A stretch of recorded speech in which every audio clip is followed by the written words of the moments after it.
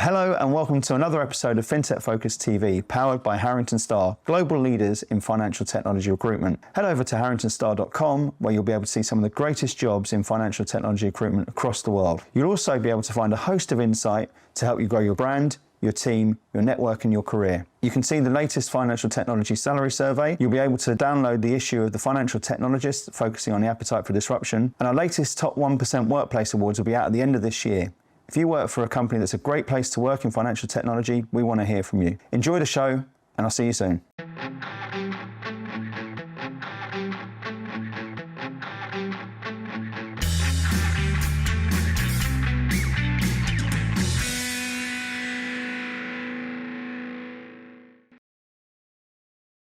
Hello and welcome to another episode of FinTech Focus TV with me, Toby Babb. And today we are heading back out to New York. And I am absolutely delighted to introduce you all to Nick from ApeVue. Nick, how you doing? I'm doing well. Thank you for having me. I love that background. I feel like I'm being watched and I feel very on edge with it all, but it's that's a cool bit of wallpaper behind you there. Look, we've got loads to get into today. I love, as I think you know, I love talking to people who are doing things a little bit differently. You know, over the past few years, we've spoken to some really interesting businesses that are doing, you know, very cool things, disrupting marketplaces, looking at opportunities, and I think you fit right into that sort of category. So I love unwrapping it all, seeing where you're going, seeing the story. It's 2.5 years, I think, since you started up the business. That's right. So we want to find out a little bit about all of that. We want to find out where the name came from. We want to find out all of these different things about ApeVue. But before we get into all that meat, tell us a little bit about yourself and ApeVue, what you guys are doing, and kick us off. Sure thing. We're all about view over here. So we've got the eyes as the background, right? There we go. Keep that in scope. No, but my background is pretty well honed in for what we do at ApeVue. So I'll start with the present and then take the time machine back. But like you said, we founded ApeVue about 2.5 years ago, and we founded it as the first independent source of daily pricing data for private companies. So when you're looking at the private equity market and you want to say what a company's valued at, you used to look back at where was the last funding round, which was maybe a year ago. In a lot of cases, it's 2 years ago or even 3 years ago now. So we're making that more of a daily value proposition. And when you take the time machine back, this is a market that actually looks like the Wild West, or how the loan market looked 30 years ago, or the credit default swap market looked 25 years ago, or the asset-backed security market looked 20 years ago, where there wasn't a great deal of transparency to understand where names were being traded or priced or bid at or offered. So that's really what we're doing. We're not trying to reinvent the wheel, but actually taking that mindset of market activity and bringing it forward. So my background in those markets was for CDS or for asset backs or syndicated loans, providing product oversight, product development, and also eventually sales when I got a little bit older, to sell pricing data, reference data, and benchmark type information in those spaces. And then also create the data using, more recently, machine learning, AI type practices. So it all is a culmination where the career just kind of found itself. And then I realized that this secondary market existed for private shares about 3 years ago. And I said, well, how is this being monetized? How is there not a pricing product in this space? And I just pretty much just forced myself to quit my job and move over and start this from scratch, and then assemble a team that I'd worked with before that understood it. So yeah, that's my quick backstory and how we found ourselves here. Yeah, I love it. And how's the journey been? Pretty exciting on a daily basis, whether fraught with hardship or just getting some of those initial wins, and now ramping the product up to see where it's going to go. But yeah, we're operating a 7-person company right now, looking to continue to scale up. And I'm always looking forward more so than looking back, but it's led to be quite good. Yeah, the eyes behind you definitely helping with all of that, but as well, right? I think it's really, there's a couple of things that you just mentioned there that I think are really great for a founder in the space that you've got. And it's amazing to me as a sort of fairly consistent theme on this show, about how many people have come from a product background and how that's really led, I think, to this wave of innovation in the space, of people looking at problems from that. I think it's a great, you know, if I was to advise anyone of where to start in the industry, is to move into that product arena, because it really makes you think about the problems in the space. And I think it's a great, for someone who wants to be entrepreneurial later, to get into that product role at the start of their career and be able to see where that goes, and how they can look at problems in a different way and start to think and scale and build a business. It's great. The other thing about your background, which I think, drives you into that sort of inevitable sort of success place, which you can look at from it, is you come from probably one of the biggest incubators in financial technology history, right? I don't think there's any more founders that have been created anywhere across financial technology than people that worked with Lance at some stage over at IHS Market as well, right? Yeah, I mean, that was definitely the formative years of my career. So I was with IHS Market, or Market, and then later IHS Market for about 13 plus years. Yeah. Between New York, London, Cambridge, so up in Boston, and back to New York a couple times. I think it was 3 different stints in New York, and that's where I am today. But I love the mentality that they served at Market for product managers. So at the time, they passed over a product to me when I think I was only 24 years old. So I was the youngest product manager back at the headquarters. Is that right? Yeah, I moved over to London to manage it, and it was remarkable how much support that company would give you. But also kind of give you carte blanche to manage the product and grow a product as you see fit. So I didn't have to deal with HR or finance so much, but we managed our own budget, we managed our own client set, we managed how sales were pitching it, the product development, and it was almost exactly as you just described, an incubator internally. And then while all that organic growth was occurring within the company, we also, over a period of, I think just over 10 years, between IHS and Market, there were about 100 acquisitions. So it was something between an incubator and its own internal accelerator VC. as well. Yeah, it's just absolutely amazing. But I wouldn't trade that experience for the world. And you're right that you can peg back, and there are at least hundreds, 50 different founders that came from Market. I saw some data the other day about where it was, and I think it's even way bigger than that. I mean, and they're successful founders as well.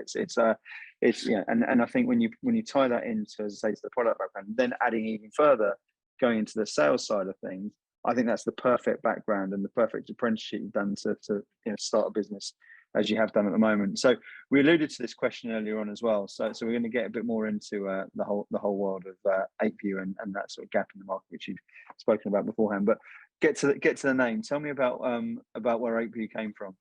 All right. So we want to have a sticky name, and I certainly go literary nerd on this to a certain extent. But ApeVue, when you introduce it to someone, it's a private equity view, APE. Very simple.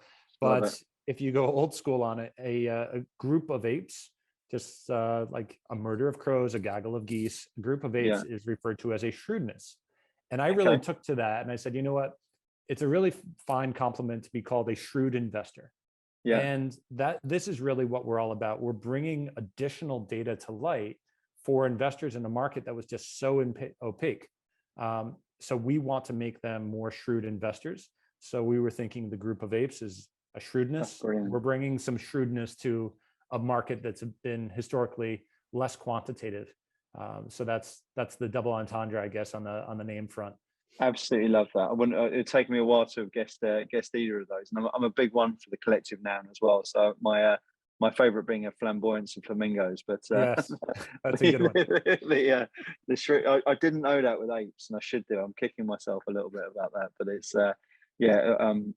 that's where I get nerdy as well with all those sort of things coming back into it. But okay, so look, we've got a private, or the view of where we're going with the business. It's a really exciting space. You come in there at a time, I guess 2.5 years ago. So working back, you were just coming out of pandemic, or probably just still in the thick of it, right? So we were in the thick of it, effectively. Yeah. And so that's a bold time to be doing something like that as well, right? It's an interesting time. I mean, you have a lot of time to yourself and your thoughts when you can't show up to the office anymore. But that's when we kicked off, and the timing was extremely interesting because 2021 as a whole was one of the best years that we could account for private equity markets. So all of the stocks were up, and they were up significant. And that's what we were able to track with ApeVue. And then we started to see at the turn of 2022, the private market started to turn. And it's important for two reasons, because that big, massive, I think it was 133% gain in the market that we observed for the first year. And then the drop the following year, that was probably around 30%. It started to reflect that there was an extreme amount of volatility in these markets that no one ever really admit to before, because everyone was really marking to last round. And it also showed a lack of correlation to the public markets, where in a lot of cases, folks thought that there was maybe a good degree of correlation between the two, because you're really looking at like quarter end or year end marks, but really on a daily basis, that correlation doesn't ring true. So the timing couldn't be better. And is that circumstantial? Just, is that pure luck you did that, or was it because you saw that sort of happening in the marketplace and moved quickly with it all? Or Sure, it was probably a bit of luck on how well the timing worked out, but we certainly saw it, because we observed this in the asset-backed security market back in 2006, 2007, then going into 2008. Which is where we were kind of intimately involved, or my team was at market. And you could just see these markets getting exacerbated. And there was so much investment going into these private firms, maybe with not as much due diligence as one might expect. We were seeing that same thing as, even if you go back to the .com bubble and bust, right? You kind of got a sense for that. So I think it was fortunate that this all happened right around a good turning point, and when I was ready to do this in my career, but we kind of saw the writing on the wall of what could occur timing-wise with the market performance. It's amazing, isn't it? And so with regards to where you then said, right, this is me, this is where I want to go, this is who I'm going to be, and this is where the company sets up. Was it self-funded? Did you gain an investment? Was it something that was long in the making, or was it something there which you've been thinking about for a while and just wanted to finally get the confidence to go for it? Sure. So the initial piece was certainly a big loan from the bank of Nick into ApeVue, which is a nice one. It's still outstanding. But the nice I know those loans. Yeah, we took a cue from kind of the better playbook of a lot of startups out there that do consortium based anything, and even Market did this, but we were funded quite substantially by the brokers that are part of our consortium. So right now we have well over a dozen brokers that submit bids, offers, and trades on a completely anonymized basis to ApeVue, so that they could then give the data in to receive data back out. And they can use that data for marketing. They could use that data for research when they're on the phone with a prospective customer about, hey, you want to buy SpaceX or Reddit or Instacart, any of these private companies that are slated to have another round or IPO. That's great. This is the price. If you don't trust our price, not only can I give you some point in time data about the last round or about their 409A valuation, now we can give you a completely independent source of ApeVue and show you time series information to build your confidence. So these brokers that are involved in the GiveGuts consortium, a good number of them actually came in as investors as well. And then in the more traditional sense, we did go out and get some angels to invest and work with us. They weren't kind of your Auntie Carol and things like that. They were much more industry veterans that were either working with myself and our partners, or some of them actually were old customers of ours when we sold other services. So it's a pretty interesting mix of who's on the cap table right now. That's a great testament to you and the idea and the business, right? Because I always think that. I think when you see a lot of friends and family element of it all, and it's people backing an individual, that's great. And you see, money, institutional money coming into it. It's obviously a positive that the business plan's good. Well, you've got people there who are users of it and people you've worked with in the past, and verifying that sort of massively validates the whole process. And you've got people there who are invested, which I think in terms of product development absolutely helps drive that, that sort of shapes the product moving further forward. And I've seen that as a real accelerator for companies at that sort of stage of the business, because they're getting real-time feedback on how they can improve with it from people who've got a vested interest at the same time as they're doing that too. So if you're looking at that and you think, and I think this is really important because I think people can sort of dramatically slow down the progression of their business by the people who they choose to take money from at various different stages within that. And if those are aligned, to me, it's one of the biggest failure points of companies that, you know, be it at seed or startup, pre-seed, or even ABC. You know, who they get into bed with is either going to be the maker or breaker with it.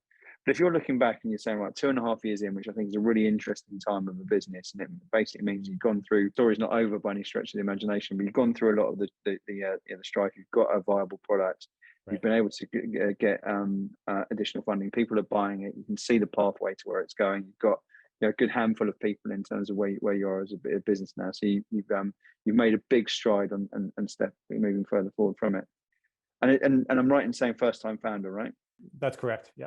Yeah. So looking back at that and having people watching this and seeing that sort of thing, tell me what, you know, if you can look back at those 2.5 years and say this is a really important lesson that you picked up from that side of things, what would you say that looks like to you?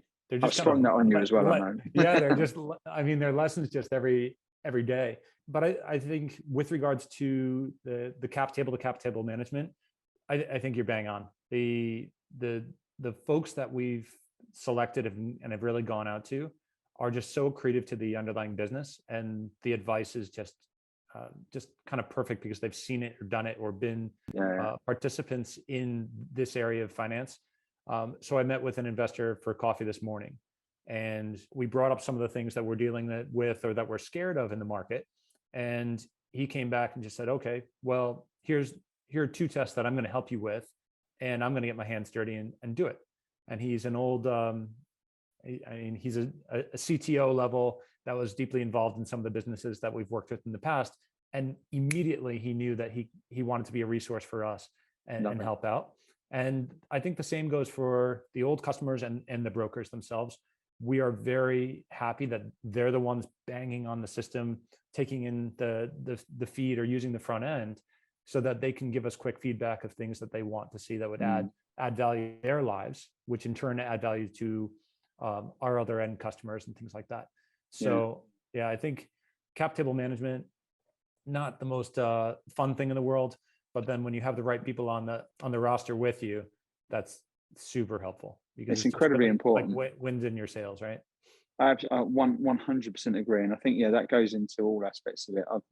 People who watch the show will know I'm a passionate advocate of the significance and importance of people in this whole equation. Full stop. Look, I'm biased obviously because of the day job in recruitment, but this is to me is all about getting that founding team absolutely on point, having great people throughout your business, but also, and massively underestimated, is who's involved in that thing from behind the scenes. And if you can get that team in place, then whether your product's great or mediocre, if you've got a great product and a terrible team, you're struggling. If you've got a mediocre thing, it will become a great product by the people who you've got around it. And as you're saying, that you had a great idea right from the start, but you've got a bunch of people there who can help you grow it to being something which becomes inevitable in your space. So I think that's a really, really great answer to look at from it. Look, you've highlighted this a little bit so far in what we're talking, but I want to talk about this disruption. We've got a magazine coming out next week. By the time this is out, it'll have been out for a little while, which is called Appetite for Disruption, which is where I think we've got a financial services space at the moment that has many, many opportunities to do things better, to improve, to disrupt and innovate. And I know you guys are right at the core of that. You've mentioned before about what you're doing, but I think it's quite difficult to for businesses to genuinely stand out and do things which people need to invest in at a time there where people are thinking, right, we're looking for efficiencies, absolutely, we're looking to gain productivity, absolutely, and we've got to have something there that absolutely does that and makes it a no-brainer for it. I think you guys are sat there right in that sweet spot. Tell us a little bit about the noteworthy aspects of ApeVue and how you're really helping to move the needle and solving a problem that genuinely needs to be solved at the same time as well. Sure. Product market fit is an interesting one because we have now gone out and found that we can service the largest tier asset manager. So we've got a $1 trillion+ AUM asset manager that we're working with down to the family office. And really everything in between. We have clients that are using our data for referencing loans that they want to write on private collateral, things of that nature. So across that whole spectrum, everyone seems to come at it with a different lens on what they actually want. So some might want to generate alpha, and that's very easy to sign the check and say, okay, we're going to generate some alpha on the back of this and we'll do it. And that's more of the carrot. And then the stick end of it is more, okay, how do you protect me from making a mistake? How do you show that your data is going to add some value when I'm marking my book or running a valuation? And that's kind of where we started historically with the value proposition. And how we're benefiting is really, when you look at the market and what we've disrupted or complemented, the folks that have been in this space for 20 years have really been those valuation practitioners that will open up the financials and say, okay, let's do a forward projection on this and look at our EBITDA multiples. And after we run this discounted cash flow to get a rough estimate of where we might value a business, let's look at some public sector comparables and compare this company to Ford, or compare this company to Boeing, or compare this company to X, Y, and Z. And where we come in is we say, why not just look at where this company might be trading itself? So where is SpaceX trading today? Or where are the 5 other companies that are similar to it in the transportation sector actually trading? If there's anything similar to SpaceX, that's a hard one. But we do have sector-based data for entertainment, for data companies or analytics companies, fintechs, et cetera, et cetera. Yeah. So what we're really encouraging is you're using all these assumptions or models to value up these private companies, which in some regards for fair value leveling is a lower level than actually market-based inputs. So we're getting a lot of folks, even on the audit side, when we have some audit customers, are saying, okay, when we have market-based activity, whether it's directly on the stock we want to value or the company we want to value, or very similar, we have to not ignore this anymore, because I think that's what's really been occurring on the valuation practitioner space from some of the big players. So I say it's disruptive, but it should also be highly complementary, because if they're going to use public sector comparables and look at Yahoo Finance to do it, why not simultaneously take private companies and put those to the basket as well? So we could be a bit of a threat, but we could also just be a really nice tool for the existing players that want to do that fair value. So even if you're sitting on a fund board, you have to look at this periodically. You have to understand what new tools and features are out there that can help you, because it's a pretty big risk. So I mean, we're getting ingrained in that process more and more. I think there's a really interesting piece you say there, because I think I even wrote about it in the magazine. My concept of whether there is a genuine appetite for disruption, or whether it's an appetite for change, is a slight nuance in what people are talking about, right? And I think the whole thing of people coming in there and turning an industry upside down in finance is very difficult. I don't think you're going to have something there which is completely revolutionary. We've seen it with decentralized finance and what everything's trying to do like that. It's becoming closer and closer to the traditional markets and what's happening out there, full stop. So it was never going to necessarily completely upend the whole industry, but it was about how could the two of them come forward to make something more productive from it. I see a lot of places where, and you see this, I think, in bank innovation labs and all this sort of thing, where finance is a very good way of looking at disruption and actually embracing it and bringing it into the fold and making things and processes better alongside that as well. Yes, there'll be things there which where you can generally challenge and disrupt and replace. And I think there's a lot of legacy systems there that, quite frankly, need replacing and need improving, which have been very difficult in financial services to remove because of the cost and the risk and every single aspect around that.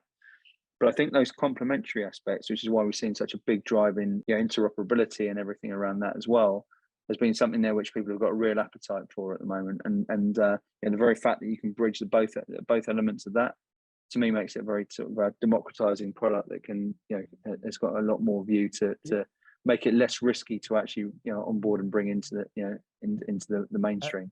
Absolutely, and I think the democratization of the entire asset class, if we're going to call it that, is just, this is a tidal wave that no one's going to stop, because 10 years ago, it was really your most high net worth individuals investing through a GP or a big VC fund to get exposure to these companies. Then a few years ago, it was more, those individuals or even the endowments or pension funds that want to invest, they can start doing it more themselves. And we're part of the infrastructure to allow for that, because we can allow for better understanding of risk or volatility in this market on a daily basis. And now further democratizing it, you've got SPVs that are setting up. So you and I don't need to stump up a $5 or $10 million check to invest in any of these major companies. We can do it through a conduit because we're accredited investors. And more, those check sizes are going to come down until this is just kind of a pervasive asset class that folks want exposure to. And it works very well symbiotically with the companies. Where do you think Elon Musk wants to take SpaceX public through an IPO tomorrow? Probably not. I mean, look what he did with Twitter. So I think you're really going to have this quasi battle between what is going to IPO and be available in the public market, and then what companies are just very happy to remain private longer, so long as they can satiate the liquidity needs of the employees and the investors through a better infrastructure and better understanding of how their companies should be priced. We could tell you where Revolut is priced right now relative to its last round.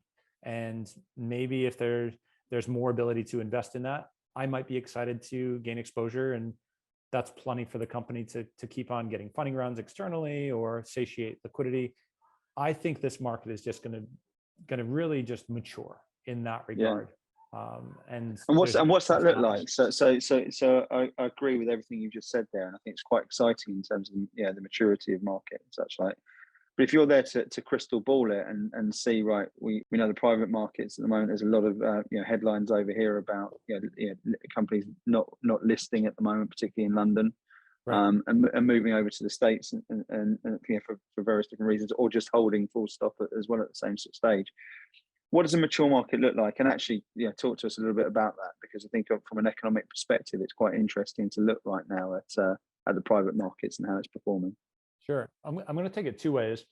So let's say a mature market where a company is going to IPO, why this might be valuable, and a mature market where, hey, well, we're just not even going to contemplate that idea. So the mature market with an IPO, hopefully ApeVue would be very deeply involved in giving some insight into where that company should be priced for the IPO, because we're showing where there's activity on the buy or the sell side coming into that point. So you can get a sense of confidence on pricing. So the investment bank would hopefully utilize some of that information to get a sense of what's occurring and looking at what's going on before IPO date hits. Maybe we had it right, maybe we had it wrong, doesn't matter. A week goes by, a month goes by, and then all these aspects of within the financial markets, things that folks are looking at involve price history, involve volatility. So let's say I want to value out a call option on a particular stock. If you only have 1 month of history or 1 week of history following that IPO, where's your confidence on where you're going to mark that, or how much money you're going to invest behind your either long or short, right? If you can then combine everything that you've known that has occurred in the private market prior to that IPO date, your time series is elongated by a few years now. So now maybe you have 1, 2, or 3 years of data leading into just that 1 week or 1 month of actually public activity. This is a profoundly important data point or data set for time series. So that's where this could head in that market where it goes IPO. It's an absolute game changer, right? Right. Oh, absolutely. Just for you to have the data or not to have it, it will make a material difference. And then let's say where the company chooses not to go public. So this is actually falling well in your remit, where when you're placing individuals at companies that have a different compensation package, which is they've got a certain amount of salary, a certain amount of bonus, and a certain amount of equity, be it RSUs or options, don't you think those internal employees want to have a better sense of where those options or those RSUs are going to be valued? So where we can assist with valuing those options or the shares themselves rather, and then they can also participate in, let's say, that market 1 or 2 or 5 years down the road, liquidity can be better afforded to them. Everyone should win as long as the companies are performing well. So you can have liquidity events at given annual or quarterly frequencies, perhaps, I think that's going to be pretty common. And that's something we had at market for many of the years. I think 12 out of our 13 years, we could sell shares. And it's a nice reallocation if I want to go out and buy a car or put a down payment on a home because I've been with the firm and they're not going to IPO. Like, how do I ever get this money back? How do I get the value here? And it could be really nice because you get that change in, I still have an invested interest as an employee in the company. I get my liquidity so I can sell some shares. Maybe my liquidity doesn't go into dollar in the bank account of the firm, but maybe it goes into the hands of another VC or a buy side shop that the firm really wants on our cap table. So it almost comes full circle to, like, Toby, who do we want on our cap table? All the right people. Those are the folks that the employer can actually have participate in some of this liquidity practice. So I think it's hugely valuable. And the more infra at play to be able to understand how these companies are operating or how to flow these shares, the better. And then this just starts looking very much like a lot of those other OTC asset classes. You know, the brokers are the lifeblood of this. They're at the nexus of this trading activity, or they're also the ones that can help facilitate when we do want to do these exchanges between a VC party or a buy side party and individuals. So yeah, big kudos to them for creating the infra and for us to evolve it together. But I think it's all largely a benefit, you know, for the better companies. Exactly, and that together piece is really important, isn't it? It's a collaboration which allows the whole thing, which has been a theme of everything you've been talking about so far as well. So, wow, it's you know, my head's racing away with all the sort of options which you just spoken about there. It's exciting. It's the second one I've mentioned earlier, and I've done another episode today, and both of them are episodes which have got me buzzing about the potential and the excitement of the companies I'm talking about, which I love. I always love it when there's that sort of excitement. I've done one at the start of the day and one at the end of the day, and both of them have got me energized straight after it. So I thank you for grand finale. That's straight away. Speaking of grand finales, talk to me a little bit about where you're heading. I always like, you know, this is, as we said before, it's a good inflection point, 2.5 years sort of in. You kind of know that you've got, you know, something there which is moving further forward and viable, and it's an exciting sort of pathway for you. So this will be out towards the back end of 2023. We're moving into 2024. There's volatility in every sort of term. No one can predict the future anymore in terms of what's happening. I've certainly given up. Right. But what I do know is where we want to go as a business, and I know you will do as well with it. So talk to me about what's next for ApeVue, what's exciting, and what we can start to see over the course of the next 18 months. Yeah, so given our background is really focused on pricing, reference data, and index benchmarks. That is the general theme. And what we're realizing is we're really working on the back of client feedback. We came out more with, here are these big data sets. Take them. This is more data than you've ever been familiar with in this particular sector. They want to analyze them now. So I think the name of the game for us will be working with the client feedback to do analytics and more calculation-based results for them, or scenario analysis to understand, hey, what is going to happen with the 40% likelihood of this company going to IPO? Or how does the pricing between preferred and common share classes suggest the probability of an IPO even? Like that's math that we can entertain, which is absolutely incredible. Isn't it? Right. So I think a lot of what we're going to be doing for the end of the year in 2024 is more on the analytical focus. And just every time you come out with a new product and you serve it up to a customer, they're like, wow, this is amazing, but we want this and this and this.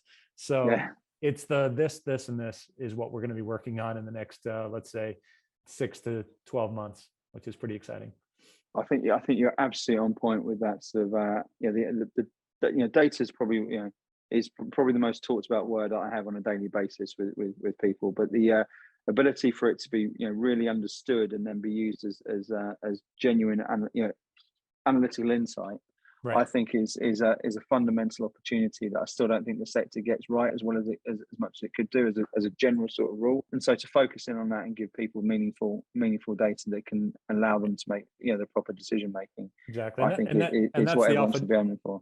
Yeah, that's exactly right, and that's the alpha generation. So if we started with the stick and we go more towards the carrot, whoever cracks that, as you said, it's probably not you and it's probably not me. It's more for the buy side community and the brokers to crack. But if we can help all sides generate some alpha here for having better analytics, yeah, all the better for sure.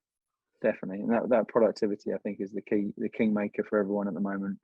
Just looking to say, right, for everything we're doing, can we become more effective, more productive from where we go? And it's companies and products like and people, Nick, like you, who are able to shift that needle and make it a better world that we live in financial services. So congratulations, and keep up the great work. I could be talking about this for a lot longer. Same. I feel like we've scratched the surface. You said when you're next over in the UK, we'll get into the studio and have a proper catch up. We also, turns out that we're neighbours out in the New York office, so we're going to we're going to be, when I'm over in October, we'll be going out and eating dumplings in our favourite dumpling place opposite the road from where you are. So I'm very much looking forward to that. Yeah, and looking forward to it. Absolutely, and it's a mutual friend of ours that put us in touch, and I can absolutely see why. It's been an absolute pleasure. And Nick, thanks so much for coming on the show and sharing everything ApeVue with us today. Absolutely. Thank you so much for having me. Absolute pleasure. And thank you all finally for watching as well. We will see you soon on another episode of FinTech Focus TV. Bye for now.